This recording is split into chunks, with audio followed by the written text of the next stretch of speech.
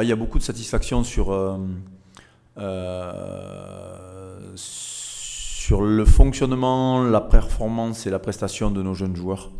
Il y a eu plus de positifs que de négatifs. Bien évidemment, on pondère toujours le négatif eu égard de leur jeune âge ou du manque d'expérience. À l'image d'un match que tu mènes à la 45e à 25-6 et qui est quasi sans conteste, sauf que tu te retrouves à te faire récupérer et rattraper sur la fin, ce qui est un peu notre mal chronique, et pour le coup on ne peut pas le mettre que sur le dos des jeunes, puisque nos anciens quelques semaines auparavant avaient réalisé la même chose. Donc non, il y a eu des choses intéressantes, et on se rend compte aussi du chemin qui reste à parcourir pour beaucoup d'entre eux. Mais pour la plupart, le niveau attendu et espéré a été au rendez-vous jeudi dernier. Ils avaient quand même fait beaucoup tourner, au même titre que nous la semaine dernière. Au regard des échéances qui sont les leurs, je pense qu'ils vont remettre pas mal de joueurs en manque de temps de jeu, eux aussi, et de retour de blessure ou de retour de... ils sont dans une période un petit peu délicate, mais comme on va tous le vivre ou on l'a tous vécu. Donc oui, je pense que l'équipe qui va nous être alignée ce week-end ne sera pas du tout la même. Mais ça permettra aussi à nos jeunes de voir peut-être aussi la différence ou pas. On en réintègre un petit peu. Après, je pense que sincèrement, nos jeunes joueurs, pour revenir au préambule de la conf, je crois que nos jeunes joueurs se sont donné aussi le droit, pour la plupart d'entre eux, de rejouer. Donc, on va en réexposer une bonne partie, parce que je pense que c'est aussi un moment et un moyen de les aguerrir à vitesse grand V.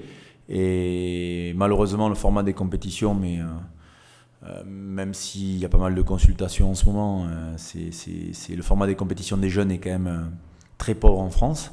Donc le challenge européen est un moyen d'éprouver vraiment nos jeunes joueurs. Ça passera déjà au minimum par une victoire à l'extérieur, que ce soit à Lyon ou à Cardiff. Dans le plan de route, il n'y a pas trop de choix. Et par aussi le destin de l'une et l'autre équipe, puisque au final, les 4 sont qualifiables encore à ce stade de la compétition, ce qui est assez rare.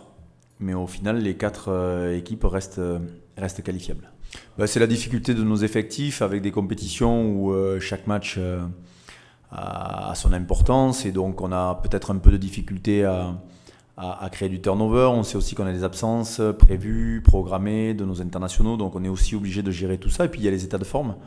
On n'applique pas forcément que la politique de l'homme en forme, mais dans tous les cas, je crois qu'après notre revers à domicile, il était important de remettre l'ensemble de l'effectif à flot, et en tout cas dans la compétition. Donc je pense que c'est le cas après ce match de Lyon, et j'aimerais que ça le soit encore plus au samedi soir après notre match à Lyon, pour que sur les 3 matchs de championnat qui nous arrivent, avec 2 déplacements difficiles contre des concurrents directs que sont le Racing et Pau, et la réception de Toulon qui a l'air de s'être remis les idées en place, on sait qu'on aura besoin de tout cet effectif-là. C'est malheureusement le lot de sportifs de haut niveau, mais on leur trouve tellement d'excuses. Je crois que le jeu est ainsi fait, et je crois que on a toujours eu la chance d'être exposé au moment où la blessure ou la contre-performance d'un de nos coéquipiers est arrivée. Donc au final, vous êtes toujours amené à prouver. Après, il y a des joueurs qui ont cette capacité à être bons avec peu de temps de jeu, mais pour la plus grande majorité, l'enchaînement reste quand même la meilleure des choses. On en est tous conscients. C'est pour ça qu'il ne faut pas aussi juger de manière trop radicale les bonnes et les moins bonnes performances. Mais on a besoin d'avoir un effectif constant. On se rend compte qu'avec une épidémie de gastro, plus quelques pépins, des congés obligatoires à donner, etc., tu es vite en flux tendu. Surtout que le vendredi va arriver vite, et qu'on est à Lyon, et qu'on rentre en bus.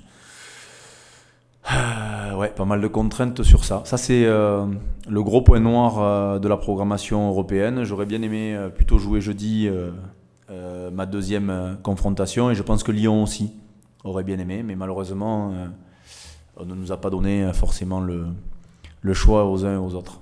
On a vraiment essayé de rester cloisonné, si ce n'est eu égard à la météo de notre semaine, le passage sur synthétique. voilà, qu'on a peut-être un peu précipité. Mais sinon, non, l'intérêt reste quand même sur le challenge européen, d'autant plus qu'il y avait pas mal de joueurs absents, encore une fois, liés à nos congés obligatoires.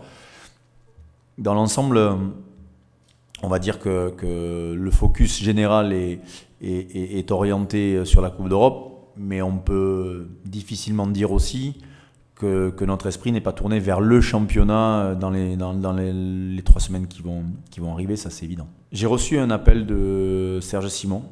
Je sais pas, alors apparemment Serge Simon m'a évoqué une vingtaine de consultations, donc je dois faire parmi les 20.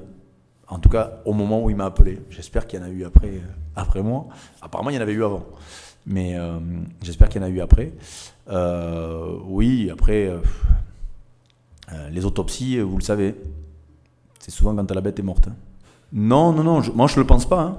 Moi, je suis beaucoup moins négatif que l'environnement médiatique. Et je pense qu'on a la chance d'avoir une super génération qui pointe son nez. Après, laissons le temps, le développement de certains joueurs, la capacité aussi à être éprouvé au niveau international. Il faut accepter aussi de passer par ces moments-là.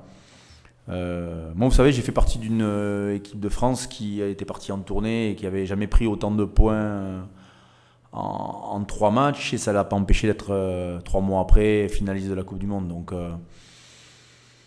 ce qui serait bien, c'est qu'on soit un peu plus constant, mais malheureusement, ce n'est pas en changeant le sélectionneur, c'est plus sur les règles de fond que sur la forme qu'il faudra agir, et c'est en tout cas le propos que j'ai pu tenir moi me concernant, puisqu'il n'y a pas de langue de bois. Moi, changer l'entraîneur, les entraîneurs, la prépa, ça c'est pas mon débat, et puis je pense que c'est une connerie. Par contre, une liste élite de 45 ou l'utilisation de un peu moins de la moitié lors de la tournée de novembre a été réalisée, et c'est ça qui pose débat, pose problème. La surprotection de certains joueurs pose problème et crée des statuts et crée des problèmes dans les clubs. C'est tous les dommages collatéraux. Quand vous sélectionnez un jeune de 18 ans ou un jeune de 34 ou un moins jeune de 34 ans, on ne les prépare pas pareil, ils ne sont pas protégés pareil et ils n'ont pas les mêmes intérêts, le même développement et le même fonctionnement. Pour autant, la liste des 45 attribuait les mêmes droits et devoirs. C'est ça que je trouve dommage. Alors après, c'est réfléchi, la réflexion est toujours très vertueuse, mais la mise en application est toujours plus compliquée. Alors après, moi j'ai mon avis me concernant parce que j'avais un panel représentatif de 18 à 30 ans avec 7 joueurs sur la liste élite. Il s'avère que j'en ai même eu d'autres qui ont pointé le nez au cours des stages. La formule idéale, malheureusement, je ne vous cache pas que je réfléchis plus à mon quotidien qu'au leur, mais la formule idéale, elle est... Ce qui est sûr, c'est que je ne sais pas ce qu'il faut faire, mais ce qu'il ne faut pas faire, c'est plus proche de ce qui a été fait que le contraire. Mais après, ce débat autour de la stigmatisation d'une personne ou d'un sélectionneur ou d'entraîneur, il est vraiment contre-productif. Et croire une seule seconde que c'est les hommes qui vont révolutionner le système, je pense qu'il faudrait quand même vraiment réfléchir quand même au système de manière générale.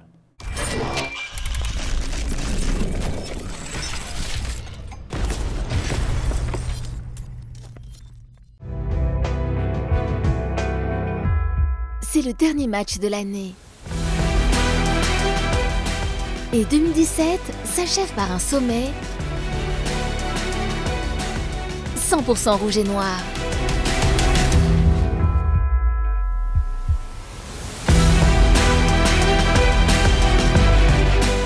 Face au RCT, les Toulousains voudront offrir à leurs supporters un final en apothéose.